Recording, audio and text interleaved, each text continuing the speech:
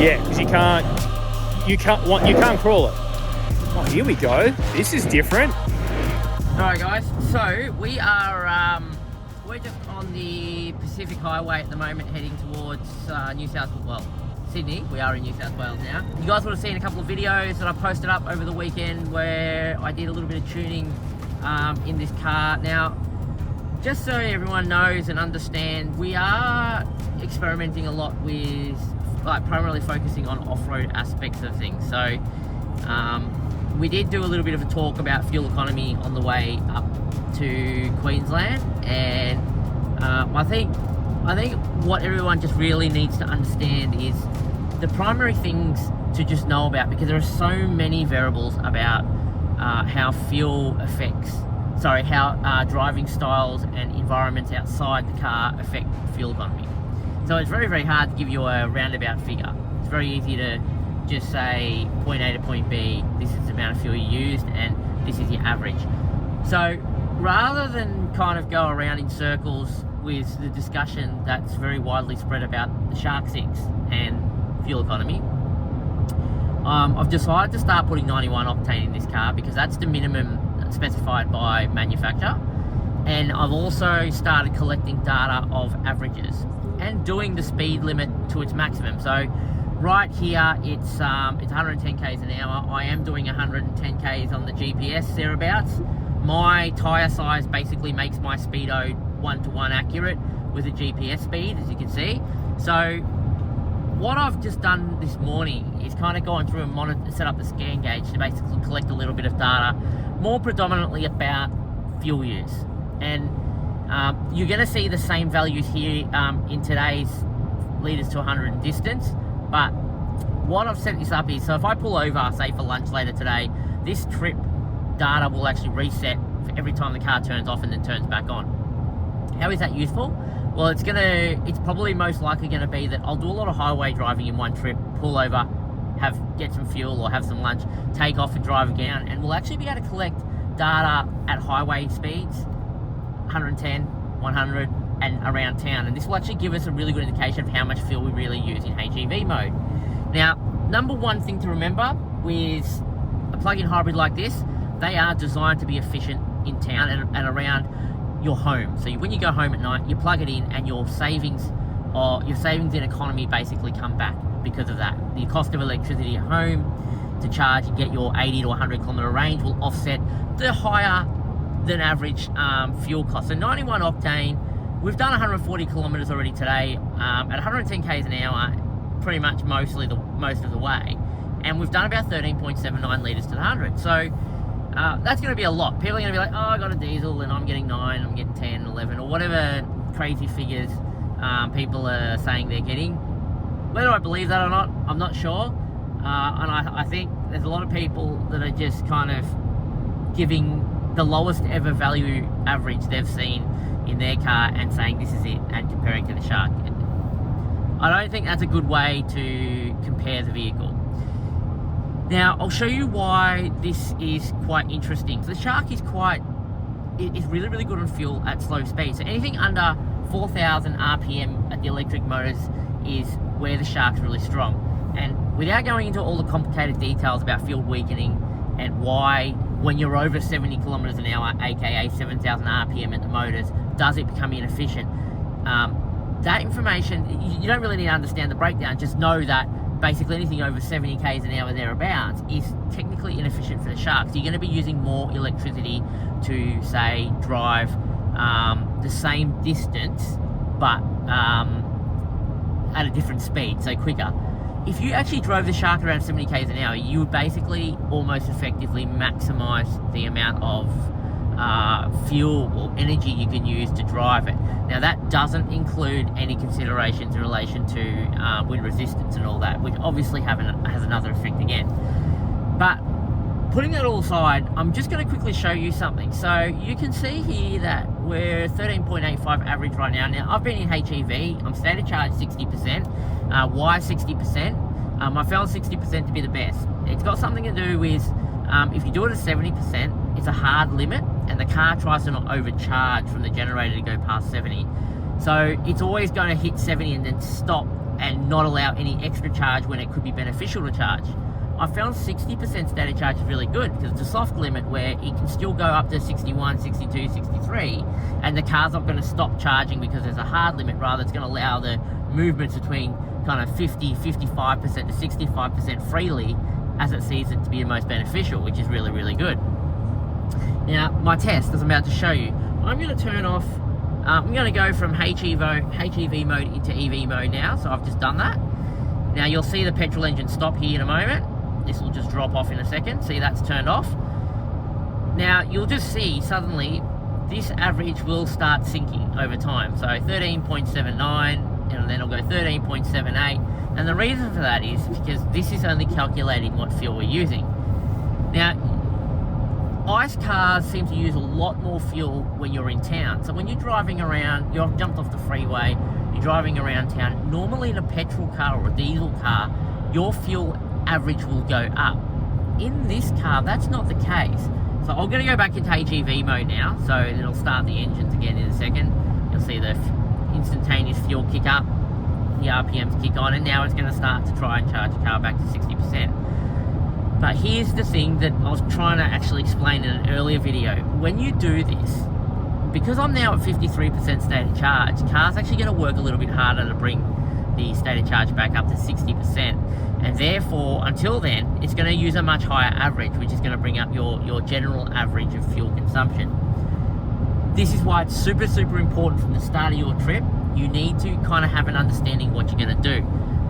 Example, if you know you're only going to drive 90 kilometers, say, for the day, and you know you can do that and pretty much electric only, then you could pretty much drive the whole day, that whole day with EV only, because you're not going to be likely to charge your car from 25% static charge back to 70%. It's not going to happen. You're not going to do it because you're going to have a charger at the end of that commute. If that's the case, that's perfect. That's a perfect use case of the Shark.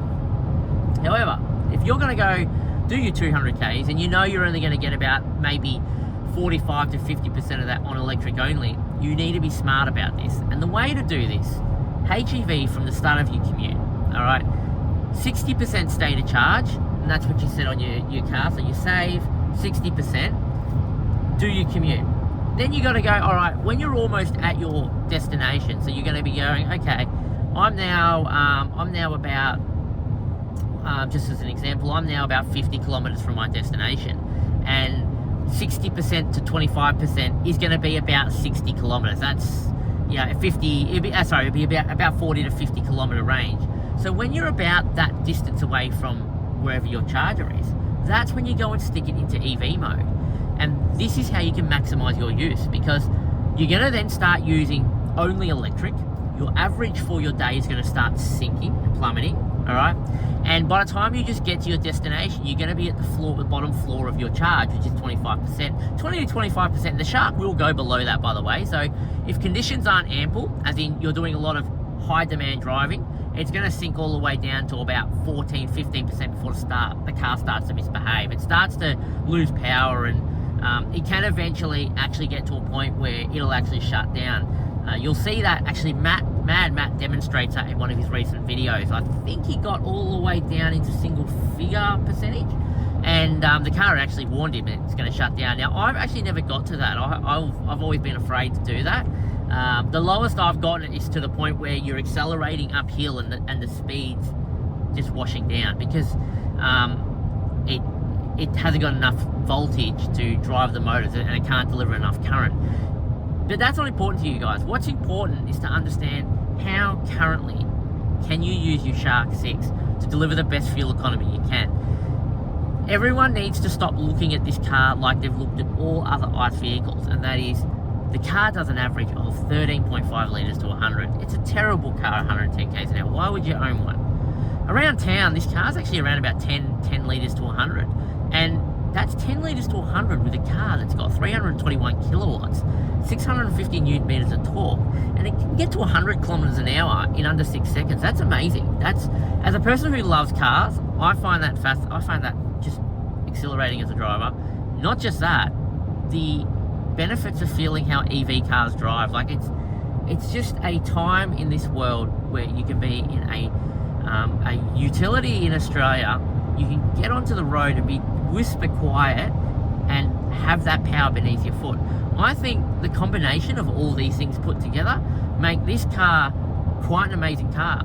And I'm actually getting tired of seeing people commenting on Facebook and commenting on Instagram saying it's a car that uses so much fuel, it drinks so much fuel. I prefer my ICE vehicle. I prefer my diesel vehicle.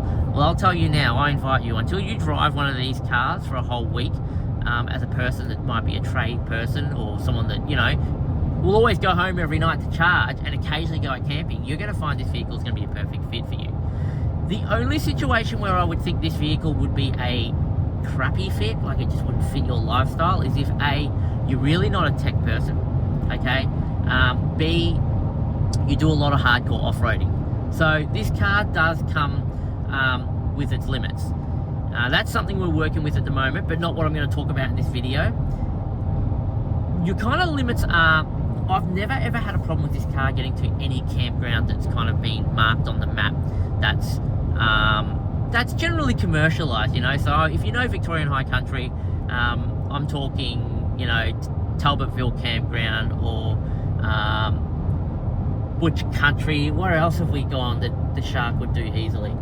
Toonbon State, you know, so O'Toole's Camp, Lerderderg. I've even done Blue Rag to the trig point in this and come back down with no issue. So I'm really just trying to figure out how can I demonstrate to a viewer where this vehicle fits in the market, and I'm struggling to do that. It's one of those things where I think it's really going to be suited for that very, very casual / part-timer off-roader. It's not going to do 37-degree tracks. We've tested that and we know that. I actually did a test this weekend where I could actually drive up quite slowly to around about 34 degrees and then that's it. Normally the Shark actually comes to a stop and the wheels don't turn anymore, but now we've done a little bit of tuning and now I'm actually able to get to a point where the car actually spins on all wheels all the time. I just keep spinning but it won't climb, so I can actually track hunt, so I can drive the steer wheels left and right trying to find some traction. You can't do that on a standard Shark, but I can do that on this one now. And I've only really done that to try and figure out where the limits are and do a little bit more exploration in modifications to EVs off-road. But that's coming soon, so stay tuned. If you're interested to see a little bit about that and you're not subscribed to the channel, consider subscribing. And if you've got a Shark or your friend's got a Shark, they might find this interesting, so go and give it a share and chuck a comment below about your fuel economy that you're getting and your use case. I'm actually really interested to see what your average fuel is and how you're getting that. So are you getting up in the morning, unplugging it, driving to work for 40 Ks and then driving back home at the end of the day and then plugging it in and you're getting an average of maybe 2 litres to the 100? My use is basically I get away with Monday to Friday charging at home. Never need to use fuel until I go away on the weekend, in which case that's when I fill up. As a community, you know, Shark community, whatever we want to call ourselves, let's get into this kind of PHEV era with off-road vehicles. I'm really excited. We've worked out a tune for the desert, which will give me a lot more power. So we're just implementing that on a little chip, basically a little controller that talks to the car that will sit inside the vehicle, and then we can control it from in the dash. But I'll show you that more once I'm back. So check it out, guys, right now. We're in a place where there's no service. Byron's on the phone. It's like basically a portable tower, and the Starlink just sits on the roof. You power it from a switch inside your car, you turn it on and off, and it's like you've just got internet and phone service. You do normal phone calling, you can do normal texting, all your data services work, like Messenger, WhatsApp, you name it. It all just works simply from that. And on a car like the Shark, it can pretty much run almost indefinitely because the traction battery charges 12-volt system when it's low. But even if you have like a Tank 300, as long as you've got a good dual battery system, or you know, you only use it when you're basically driving. I mean, even if you're not, you could stop and still use this for probably about 6 hours off your main car battery if you really wanted to, and it wouldn't hurt it. But all these solutions, the Starlink, roof mount, home mount, dual mount, so switching from home to your caravan to your car, whatever you need, allterrain.com.au, check it out.